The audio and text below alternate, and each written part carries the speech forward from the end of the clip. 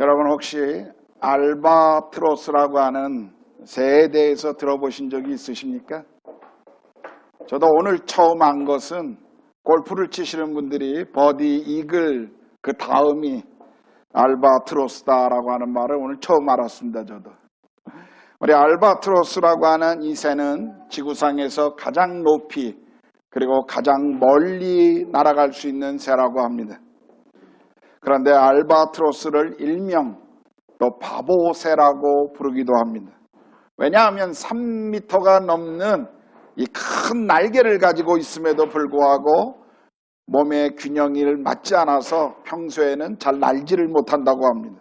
또 한번 나르면 착지할 때 이 균형을 잃어서 쉽게 넘어지고 또 이 다리에 있는 이 큰 물깎이 때문에 땅에서 걸을 때는 뒤뚱거리고 제대로 걷지를 못해 쉽게 잡히는 새라고 합니다. 그래서 사람들이 그 뒤뚱거리는 모습을 보고 바보새다라고 이렇게 별명을 붙인 것입니다. 하지만 이 새가 폭풍우가 치는 날이면 이 새는 절벽 끝까지 뒤뚱거리고 올라가서 그 절벽에서 뛰어내린다고 합니다. 그리고 가장 높이 나는 가장 멀리 나는 새로 변합니다. 한번 바람을 타면 날개짓도 없이 6일 동안을 계속 나를 수 있는 새가 이 알바트로스라고 하는 새라고 합니다. 그 이유는 큰 날개를 펼치고 그 폭풍우에 자신을 맡기기 때문입니다. 알바트로스가 가장 멀리 가장 높이 날 수 있는 새가 될 수 있는 것은 폭풍우 때문이라고 합니다. 우리의 인생도 마찬가지입니다. 우리 인생에 찾아오는 폭풍우가 있습니다. 개인의 건강의 문제일 수도 있고 또 부부간의 갈등일 수도 있고 가정의 경제적인 문제로 찾아올 수도 있습니다. 어떤 때는 자녀들의 문제로 찾아올 수도 있고 직장의 문제가 되기도 하고 또는 어떤 개인의 무기력한 그런 문제로 찾아올 수도 있습니다. 우리가 흔히 이런 인생의 폭풍우를 만나면 힘이 들고 때로는 죽고 싶을 만큼 고통스러울 때도 있습니다. 그런데 인생의 풍랑을 만날 때 어떤 이들은 그 풍랑 앞에서 좌절하고 절망만 하고 있는 사람들이 있습니다. 이런 사람들은 풍랑 때문에 더 힘든 시간을 보내며 고통을 그냥 견디며 보내고 있는 것입니다. 그러나 어떤 분들은 풍랑 앞에서 하나님께 기도하며 그리고 하나님을 더 의지하는 시간으로 맞이합니다. 여러분들은 풍랑을 하나님을 더 깊이 만나는 시간으로 그분의 도우심을 경험하는 시간으로 그 풍랑의 시간을 보내고 있습니다.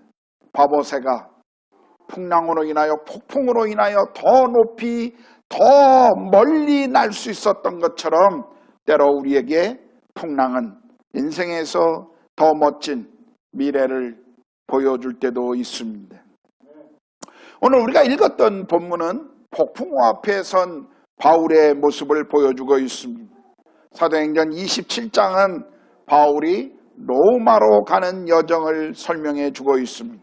이 여행에 함께 가고 있는 누가는 이 여행의 경로를 아주 자세하게 설명해 주고 있습니다. 지금 가이사랴에서 출발한 바울을 태운 배는 시돈을 거쳐서 그리고 그레데 섬 키프로스를 지나 이 무라라고 하는 곳에서 이제 크레타, 그레데 섬이라고 하는 곳으로 가서 미항이라고 하는 섬에 정착하게 됩니다. 그리고 미항이라는 섬에서 더 큰 항구인 베니스라고 하는 그곳으로 가려고 하다가 그곳에 태풍을 만나 배가 이렇게 지중해로 밀려나면서 2주 이상의 시간을 광풍과 함께 이 바다를 떠돌다가 멜리데라고 하는 오늘날 몰타라고 하는 섬에 도달하는 것이 오늘 27장의 내용입니다. 그런데 9절에 보면 금식하는 절기가 지나 항해하기가 어려운 시간이 되었다라고 성경은 기록하고 있습니다. 9월 중순께 속죄일 금식 기간이 지나고 난 10월 중순쯤 아마 되는 그런 시기였던 것 같습니다. 당시에 이 계절은 지중해에서 항해하기가 늘 위험했던 그런 시기였다고 합니다. 그래서 사람들은 겨울을 넘기기 전에는 이 이탈리아로 갈 수 없을 것이라고 생각했던 것 같습니다. 그래서 사람들은 모여서 이러한 환경을 가지고 어떻게 할 것인가 의논을 하기 시작합니다. 그런데 바울은 이미 이 지역을 여러 번 여행했던 사람이었기 때문에 이번 여행이 위험할 것이라는 경고를 했습니다.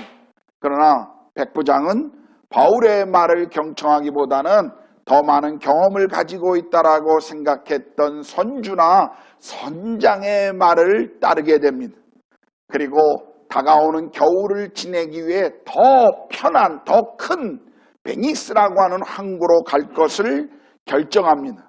바울의 경고를 무시하고 진행한 것입니다. 근데 우리가 13절을 보면 이들이 이런 결정을 내리고 베니스를 향해서 떠나가고 있었을 때 남풍이 순하게 불었다라고 기록하고 있습니다. 아마도 사람들은 바울이 틀렸다라고 생각했을 것입니다. 그러나 아주 잠시뿐이었습니다. 이제 상쾌한 남풍은 갑자기 무서운 폭풍으로 변하게 됩니다. 그리고 이 폭풍우 때문에 사람들은 여러 가지 살 방향을 찾고 있지만 결국은 소망이 없게 되는 것이 오늘 우리에게 보여주고 있는 배경입니다. 이에 배에 탄 사람들은 이제 살 소망을 포기하고 두려움에 사로잡혀 있는 것을 볼 수가 있습니다. 그들에게는 절망뿐이었습니다. 때로 우리의 인생 속에서도 이런 폭풍우를 만날 때가 있죠. 우리가 무언가를 잘못했기 때문에 이런 풍랑이 찾아오기도 합니다.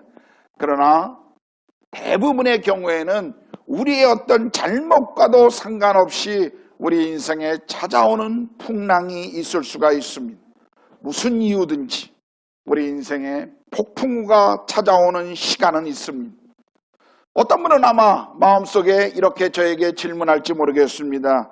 아니요, 목사님, 저는 이제까지 늘 인생의 꽃길만 걸어왔습니다 라고 말하고 싶은 분도 계실 것입니다.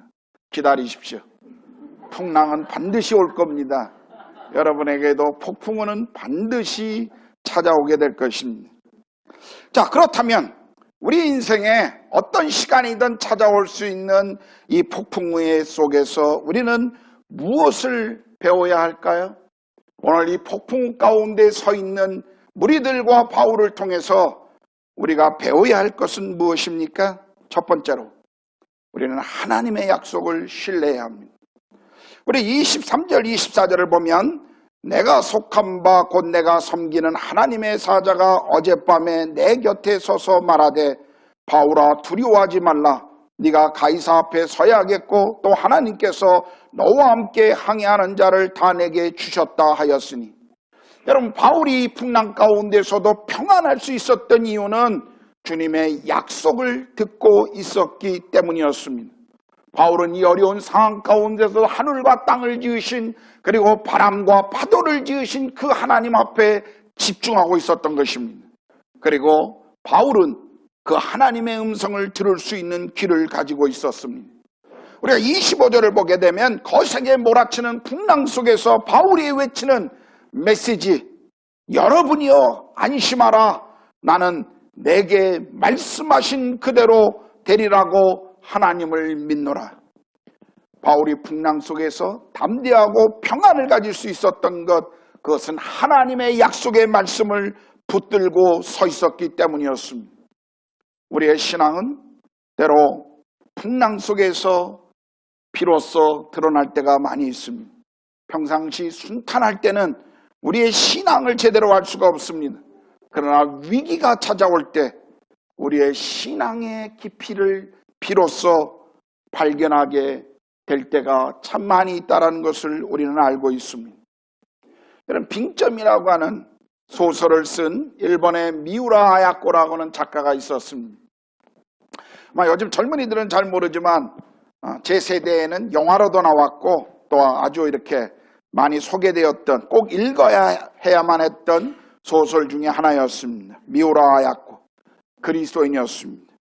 이분은 13년 동안 결핵으로 심하게 고생하셨습니다.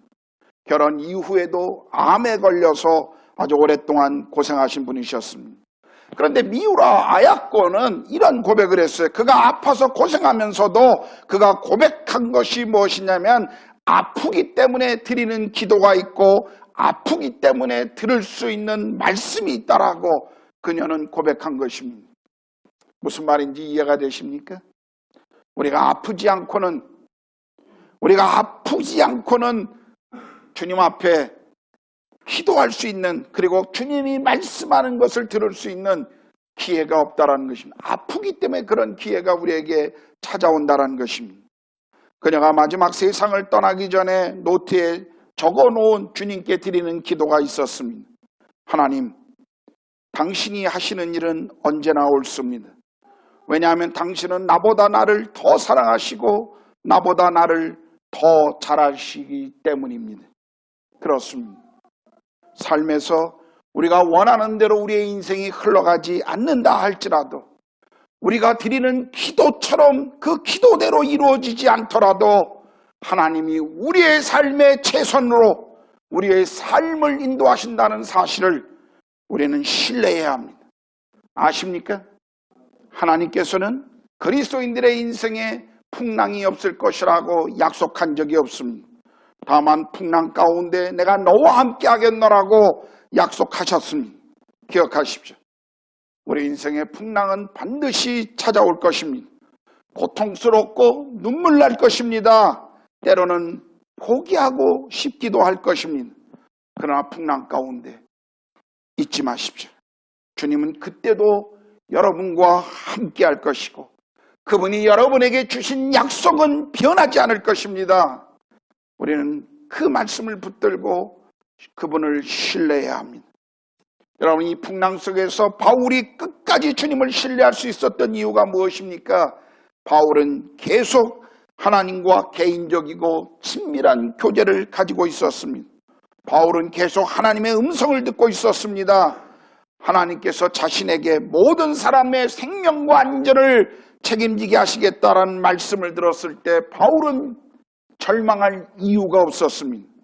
하나님께서 내 삶에 말씀하시는 한, 하나님이 내 삶에 하나님의 인도가 계속되어지는 한, 우리는 풍랑 가운데 있다 하더라도 풍랑은 더 이상 우리에게 두려운 존재가 될 수가 없습니다.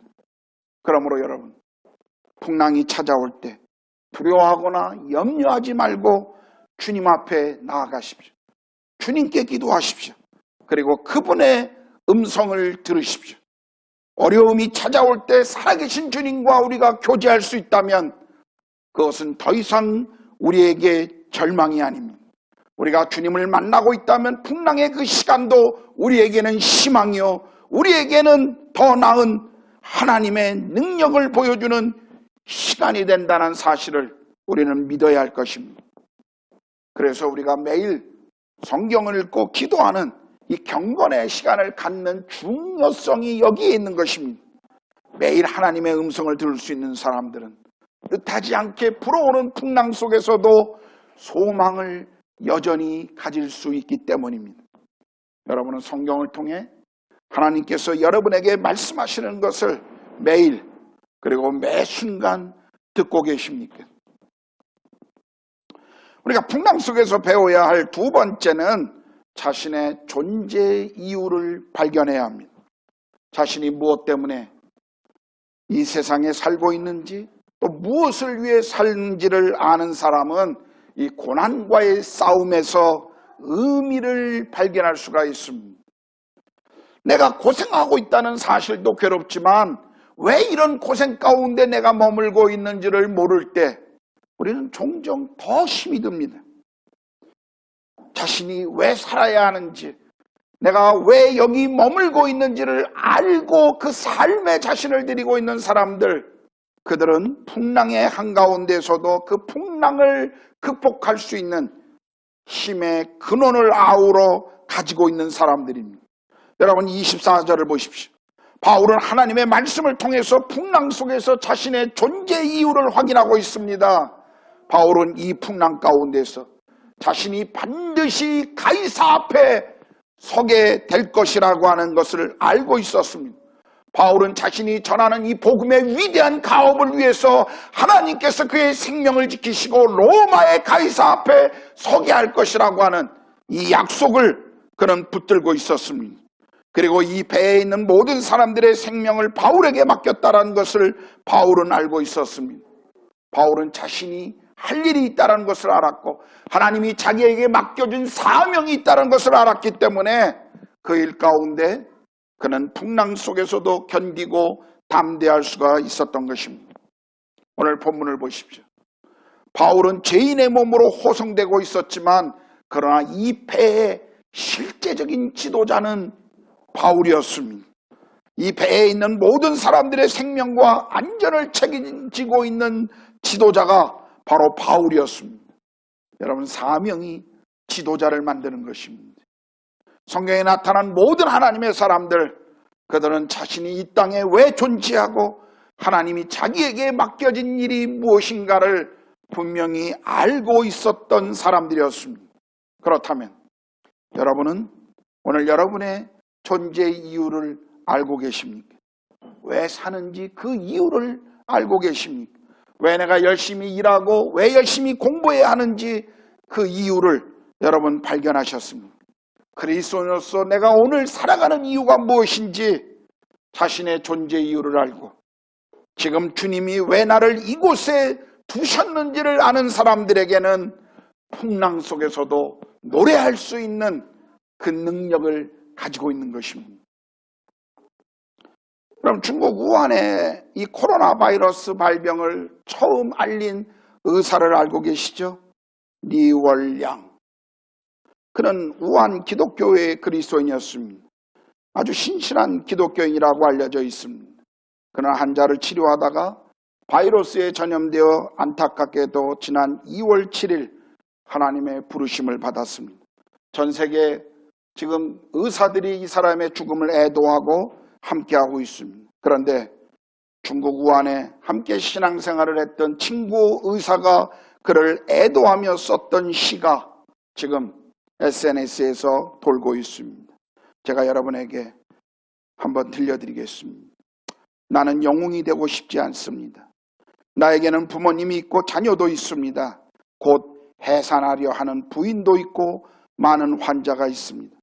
비록 정직함이 있어도 선함으로 바꾸지 못하고 비록 길이 막막하지만 나는 이 길을 나아가려 합니다. 누가 나에게 이 나라와 이 가정을 선택하게 했는지 않지만 이 싸움이 끝나면 나는 빗줄기 같은 눈물을 흘리면서 머나먼 하늘을 바라볼 것입니다. 나는 영웅이 되고 싶지 않습니다. 하지만 의사가 된 나는 이 불분명한 바이러스가 내 동료에게 상해를 입히는 것을 그냥 보고만 있을 수 없었습니다. 그렇게 많은 무고한 사람들이 마지막 목숨만 남아 있어도 생명의 희망을 품고 눈으로 자꾸 나를 바라보고 있습니다. 누가 알았겠습니까? 내가 죽을 것이라는 것을. 나의 영혼은 분명히 하늘에 있고 내가 신색 침대를 바라보니 내 육체는 침대 위에 누워 있습니다. 내 육체 주변에는 여전히 나에게 익숙한 얼굴들이 있습니다. 나의 부모님은 어디에 계신가요? 그리고 그 옛날 내가 그렇게 쫓아다니고 사랑했던 아가씨였던 내 사랑하는 아내는 어디에 있습니까? 하늘에 한 줄의 빛이 있습니다. 그 빛의 끝은 사람들이 자주 들려주던 천국입니다. 나는 아직 거기로 가고 싶지 않았습니다. 나는 나의 고향 우한으로 가고 싶습니다. 그곳에 내가 새로 산 집이 있고 매월 갚아야 할 대출금이 있습니다. 내가 어찌 미련이 없을까요? 내가 어찌 미련 없이 떠날 수 있을까요? 아들을 잃은 부모님은 얼마나 슬퍼할까요? 남편을 잃은 아내는 미래의 파란만장함을 어떻게 직면할까요? 나는 분명히 죽었습니다. 나는 사람들이 내 시체를 큰 봉지에 담는 것을 보았습니다. 봉지 옆에는 많은 동포들이 나처럼 죽어 있습니다. 새벽에 화장터의 불 속으로 던져질 것입니다. 안녕, 헤어지기 싫은 친구들아. 영원히 안녕, 내 고향 우한이여. 신종 코로나 바이러스의 재난이 지난 후 여러분은 어떤 사람이 여러분들에게 이 사실을 조금이라도 빨리 전하고 싶어서 무척이나 노력했다는 것을 기억해 주십시오. 그리고 이 재난이 지난 후에 다시는 착한 사람들이 끝없는 두려움과 어찌할 수 없는 슬픔을 당하지 않도록 정직함을 배우십시오. 나는 선한 싸움을 싸우고 나의 달려갈 길을 마치고 믿음을 지켰으니 이제 후로는 나를 위하여 의의 면류관이 예비되었으므로 주 곧 의로우신 재판관이 그날에 내게 주실 것이며 내게만 아니라 주의 나타나심을 사모하는 모든 자에게, 여기 자신에게 주어진 인생의 사명이 무엇인지를 알고 그 길을 걸었던 우리 시대의 믿음의 사람의 모습을 보십시오.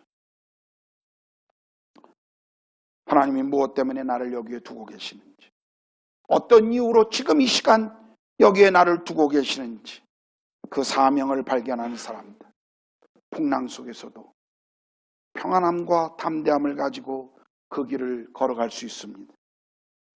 자, 오늘 우리가 풍랑 속에서 배워야 할 세 번째는 정말 풍랑 속에서 인생에 정말 무엇이 중요한가를 깨달아야 합니다. 오늘 우리가 본문을 보면 바울이 탐배가 광풍을 만나자 사공들이 어떻게 하고 있습니까? 짐을 바다에 버립니다. 풍랑이 점점 더 심해지니까 이제는 배에 기구들을 버립니다.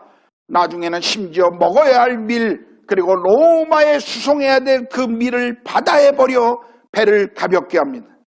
사공들이 자기들만 살려고 거룻배를 띄우려고 하자 바울은 백부장과 군사들을 동원해서 모든 생명을 살리기 위해서는 이 사공들이 배에 있어야 한다는 것을 이야기하며 그 구명성을, 그 거룻배를 다 끊어버립니다.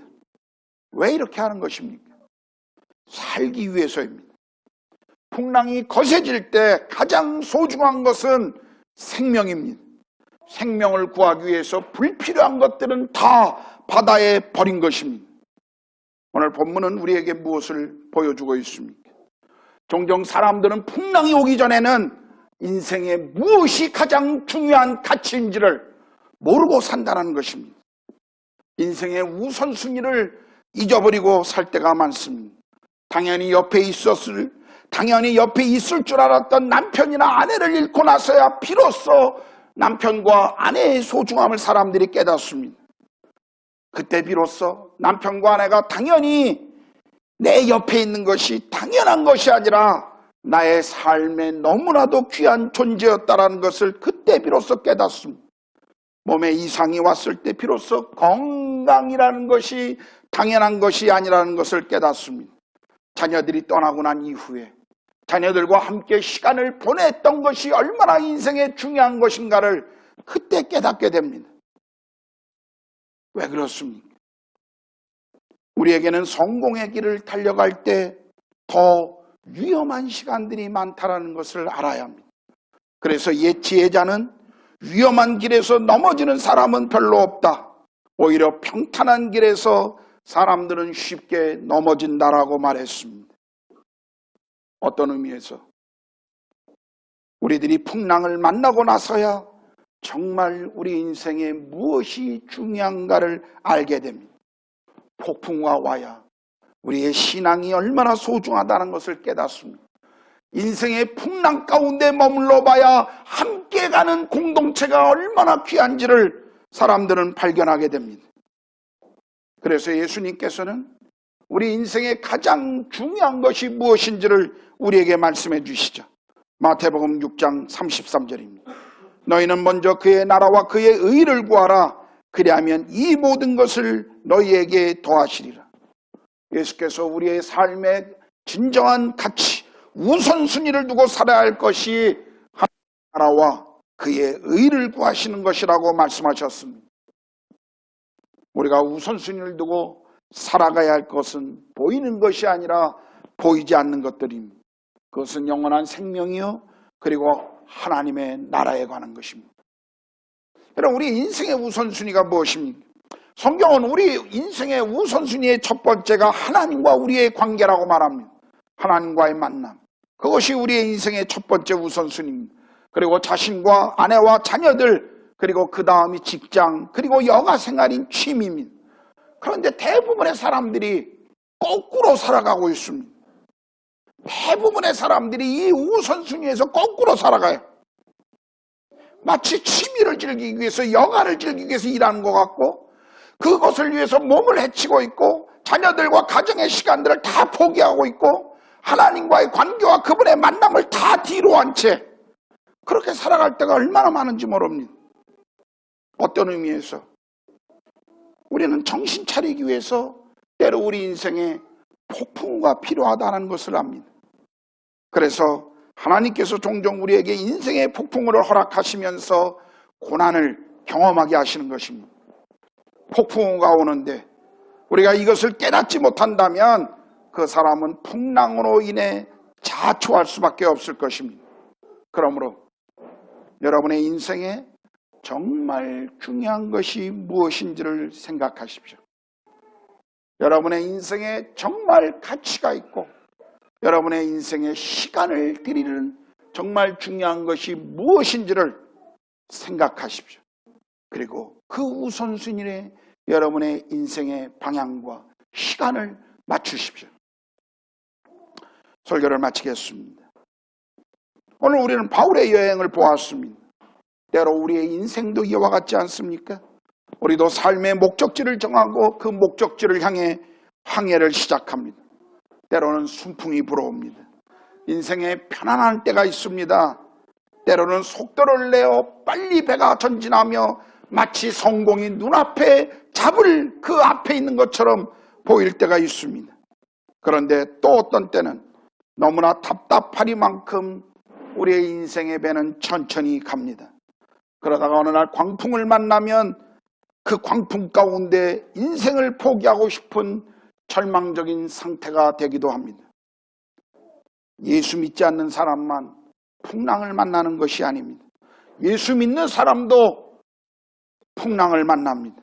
예수 믿는 사람들 가운데 믿음이 약한 사람만 풍랑을 만나는 것은 결코 아닙니다. 예수님을 잘 믿는 사람들, 성령 충만한 사람들도 풍랑을 만납니다. 우리가 기억해야 할 것, 하나님은 우리의 인생 가운데 풍랑을 주시는 그 이유는 우리를 힘들게 하시기 위함이 아니라는 사실입니다. 그분은 풍랑을 통해서 우리가 더 큰 것을 깨닫게 하시기 위함입니다. 우리 인생의 올바른 방향과 목적지를 향해 갈 수 있도록 하나님은 때로 그 풍랑을 사용하신다는 사실입니다. 그렇다면 지금 이 풍랑으로 인해 내게 말씀하시고 가르치고 있는 그 주님을 우리가 바라봐야 하지 않습니까? 지금 우리 가운데 풍랑을 경험하고 계신 분이 계시나요? 여러분의 인생의 그 풍랑 때문에 힘들고 고통스러운 분이 계십니까? 힘들어도 계속 믿음으로 걸어가십시오. 넘어져도 포기하지 마십시오. 미래가 보이지 않는 그 답답함 속에서 눈물과 한숨으로 여러분의 인생이 계속 머문다 할지라도 버티셔야 합니다. 왜요? 주님이 하십니다. 여러분의 눈물을, 여러분의 한숨을 주님은 알고 계십니다. 그리고 곁에 서서 바울에게 말씀하신 것처럼 두려워하지 말라고 말씀하십니다. 내가 너와 함께함이라고 말씀하십니다.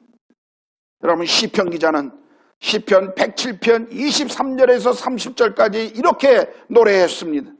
배들을 바다에 띄우며 큰 물에서 일을 하는 자는 여호와께서 행하신 일들과 그의 기이한 일들을 깊은 바다에서 보나니 여호와께서 명령하신 즉 광풍이 일어나 바다 물결을 일으키는도다. 그들이 하늘로 솟구쳤다가 깊은 곳으로 내려가나니 그 위험 때문에 그들의 영혼이 녹는도다. 그들이 이리저리 구르며 취한 자같이 비틀거리니 그들의 모든 지각이 혼돈 속에 빠지는도다.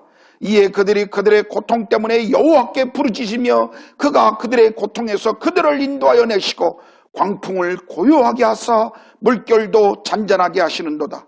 그들이 평온함으로 말미암아 기뻐하는 중에 여호와께서 그들이 항구로 인도하시는도다. 여러분의 인생에 풍랑이 찾아올 때 하나님께 나아가십시오. 그분을 신뢰하십시오. 주님이 여러분을 소원의 항구로 인도하실 것입니다. 기도하겠습니다.